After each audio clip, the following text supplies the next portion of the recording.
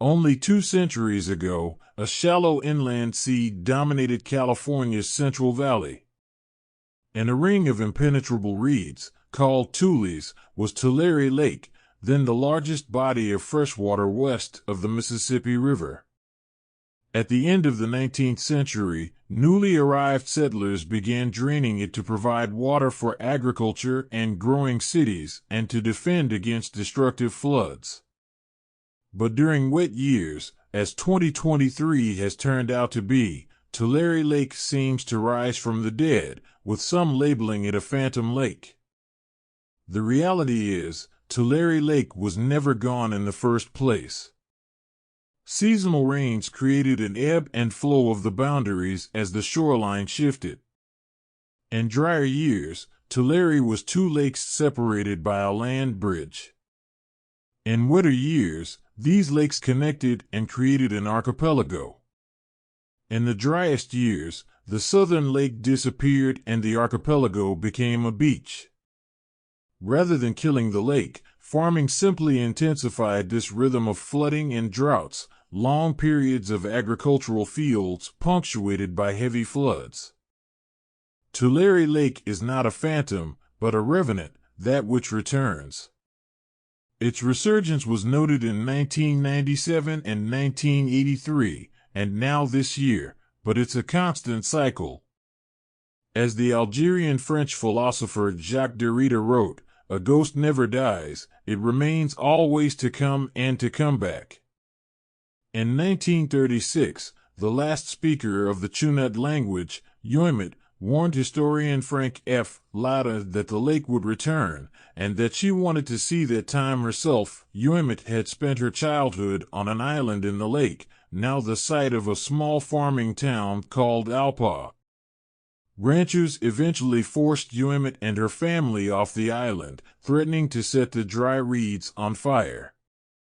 Yoimut saw Tulare Lake dry completely, mourning it until she died in 1937.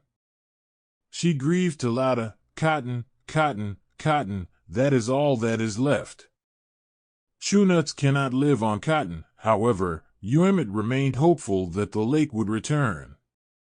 Latta eventually thought Yoimut was vindicated. Catastrophic flooding on the lakebed throughout the 20th century proved that Tulare was not gone just yet. For its propensity to return, writer Gerald Haslam called it the lake that will not die. This year, we see yet another Tulare return. The ghost lake begins to fill the ancient basin. Its usual appearance of salt scrub and cotton fields, owned chiefly by the Boswell Co., is revealed to be a temporary state. Severe storms and melting snowpacks bring more floods. Farmers rush to protect their fields while farm workers evaluate their homes. Their goals are not always compatible, as diverting the water from one location may flood another.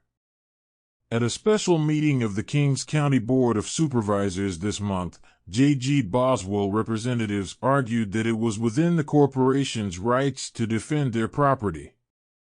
This property, of course, was originally acquired via an act of violent theft by white settlers. Yoimut lived to see the Boswell Corporation grow cotton on her ancestral home, where she was never able to return. Tulare Lake looms eerily in the distance amid burgeoning water crises. The southern Sierra Nevada has record snowpack. Warming weather may send up to 60 inches of rain toward Tulare, and the valley is sinking from groundwater pumping. In the Tachi creation story recorded by Katharine Berry Judson, Tulare Lake was the site of creation, from a celestial oak stump standing alone above its quiet waters.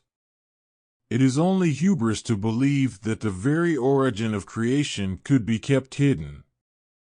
Yoimut knew this well, looking forward to a time when she could see her home once again, underneath the cotton, the lakebed.